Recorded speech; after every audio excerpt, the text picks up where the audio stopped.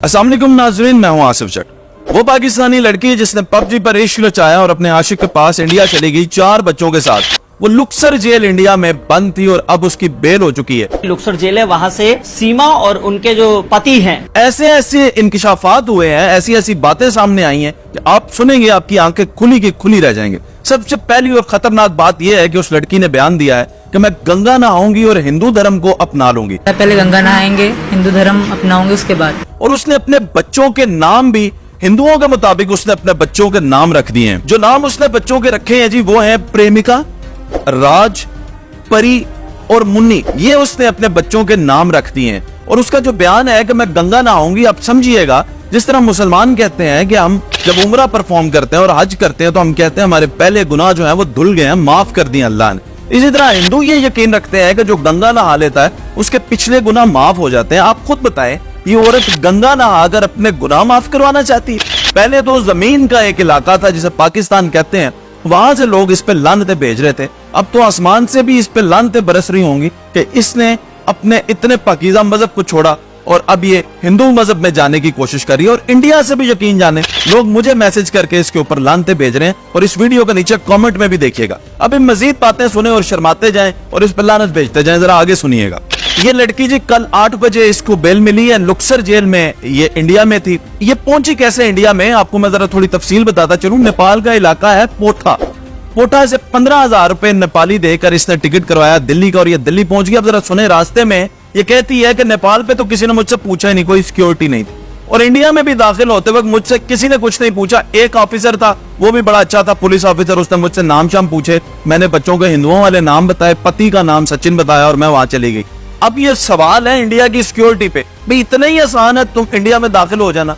कोई भी बंदा आके इंडिया में ऐसे ही दाखिल हो सकता है। और बातें इनकी सुने जैसे पता नहीं कितनी बड़ी इनकी सिक्योरिटी है। सिक्योरिटी के इंडिया के ये आलम है। लेकिन अब जब वो आगे खुद ही सामने आ गई और उसने कहा कि मैं पाकिस्तान से आई हूं, तो अब तमाम इंटेलिजेंस एजेंसीज जो है इंडिया की वो इकट्ठी हो गई, आगे इसको थप्पड़ मारे, इसके शोर को भी मारा।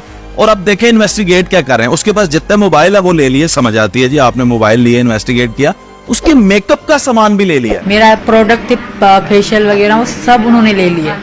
अब वो उसका फेशियल और पाउडर वगैरह है उसको भी इन्वेस्टिगेट कर रहे हैं कि इसमें तो नहीं पाकिस्तान ने कोई जासूसी भेज दी, डरते वैसे बड़ा है। अच्छा, ये वाकया तो अभी आके जुलाई में हाईलाइट हुआ है, लेकिन ये 10 मई को पाकिस्तान से इसने सफर शुरू कर दिया था। अपने शोहर का, साहब शोहर जो है गुलाम हैदर, उसका इसने बेचा मकान वगैरह। और फिर ये चली गई 10 मई को पाकिस्तान से दुबई, दुबई से नेपाल और नेपाल से फिर ये इंडिया गई। मैं 10 मई 4 बजे चली थी। 10 मई 4 बजे। आप देखें कि 13 मई को ये इंडिया पहुंच चुकी थी और ये वहां पे छुपी हुई थी, किसी को पता ही नहीं था। ये हुआ यूं कि इसके पति जो अब उधर है नेपाल में, बाय द वे इसने शादी कर ली हुई है। सचिन और सीमा है, दोनों एक बार शादी कर चुके हैं काठमांडू में। नेपाल में मंदिर में जाके इस औरत ने शादी की। और अब ये जो जुबान बोल रही है वो भी सुन के आपको पता लग गया होगा कि इतने महीनों में ही पूरी तरह वहां पे रच बस चुकी है। अच्छा, नेपाल में इसने शादी की, वहां पे पहुंच गई, रहने लग गई, बच्चों के साथ रहने लग गई, उस फैमिली में रह रही थी। तो फिर हुआ क्या कि इनको किसी ने मशवरा दिया कि वकील के पास जाओ और अप्लाई करो नेशनैलिटी के लिए। वकील ने पुलिस को बुला लिया।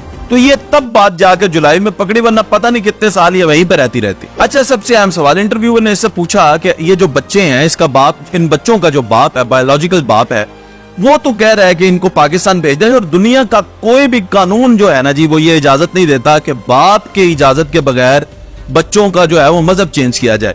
मैं कहता हूँ क्रॉस रिलीजन अगर मैरिज हो भी जाए, जिस तरह मुसलमान और क्रिश्चियन लोगों में शादी हो सकती है, लेकिन जो बाप होता है उसके मजहब के मुताबिक बच्चे होते हैं। ये कहीं पे भी नहीं होता कि माँ के मजहब के मुताबिक बच्चे हो जाएं। और इस औरत ने अभी तक उनको उनके नाम तब्दील किए हैं, अभी तक वो हिंदू हुए नहीं है वो बच्चे। अभी भी उनको बचाया जा सकता है और पाकिस्तान बुलाया जा सकता है अगर इंडिया के लोग भी इसमें किरदार अदा करें और पाकिस्तान की गवर्नमेंट किरदार अदा करे। और ये लड़की तो खुलेआम कह रही है कि मुझे इंडिया की नागरिकता चाहिए, नेशनैलिटी चाहिए इंडिया की, क्योंकि अगर मैं पाकिस्तान गई तो मुझे मार देंगे। ये फजूल बातें कर रही है। यहाँ की नागरिकता दे मुझे, मेरे बच्चों को, और मुझे यहाँ रहने दे सचिन के साथ।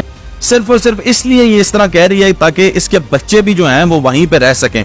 हालांकि इसको पता नहीं है कि जो बाप उसने अपने बच्चों का नया बना दिया है वो बायोलॉजिकल बाप भी नहीं है, ऊपर से वो हिंदू है। और ये मुसलमान के बच्चे, तुम खुद तो गुनाह कर ही रही हो इतना बड़ा और उसके साथ ही साथ बच्चों के साथ भी ये जुल्म कर रही हो, तो इस जुल्म से जो है इन बच्चों को बचाना चाहिए। अच्छा, फिर इससे सवाल हुआ कि आपकी तो पहली शादी भी लव मैरिज थी, इससे पहली शादी भी लव मैरिज ही की हुई है, तो उससे उसके जवाब में से कहा नहीं वो तो मेरी लव मैरिज नहीं थी, वो तो जबरदस्ती की मैरिज थी। वो कोई लव मैरिज नहीं थी, वो मजबूरी की शादी थी मेरी। और फिर खुद ही बता रही है कि लेकिन वो मेरे बच्चों को पैसे भेजता था, बच्चों को पैसे भेजता था थोड़े बहुत। तो वो बच्चों को देते थे, ज्यादा नहीं, थोड़े बहुत। तो आप खुद ही बताएं, अगर जबरदस्ती की शादी थी तो पैसे खर्चा वो तुम्हें सऊदी अरेबिया में परदेश काट किसके लिए रहा है? वो आखिर जिंदा किस लिए है? वो तुम लोगों के लिए तो गया हुआ था। दो और बातें बड़ी अजीबो गरीब है जिसमें एक तो वो कह रही है कि मैं अब भी पबजी खेलती हूँ। ये पबजी पता नहीं क्या गेम है कि जिसकी वजह से उसने इश्क भी हो गया, और कहती है कि पबजी पे मुझे सारे इंडिया के लोगों के साथ ही मैं खेलती थी, वहां पे वो सारे मुझे दीदी दीदी कहते थे। पता नहीं कब से ये पबजी खेल रही है, शायद 2020 से, तो अब भी वो पबजी खेलती है। दूसरा उसने कहा है जी कि मैं गदर मूवी से इंस्पायर्ड, तो यानी हिसाब लगाया कि ये फिल्में देख देख के और ये गेम खेल खेल के जो इश्क का आगाज हुआ है उसका अंजाम क्या होगा, और अंजाम भी ऐसा होगा, आप लोग जरूर देखेंगे, हम ही आपको भी इंशाल्लाह दिखाएंगे। इसका अंजाम भी बड़ा अजीबो गरीब होगा। जिस तरह की ये अजीबो गरीब दास्तान है, फिल्म देख के गदर मूवी से इंस्पायर हो गई, उधर चली गई और जाके कोई कहानी रचना शुरू इसने कर दिया है। फिलहाल इसकी बेल हो चुकी है। ये सारे नए नए इंकशाफात हैं, वो बच्चों को हिंदू बनाना चाहती है और हमें इसको रोकना होगा।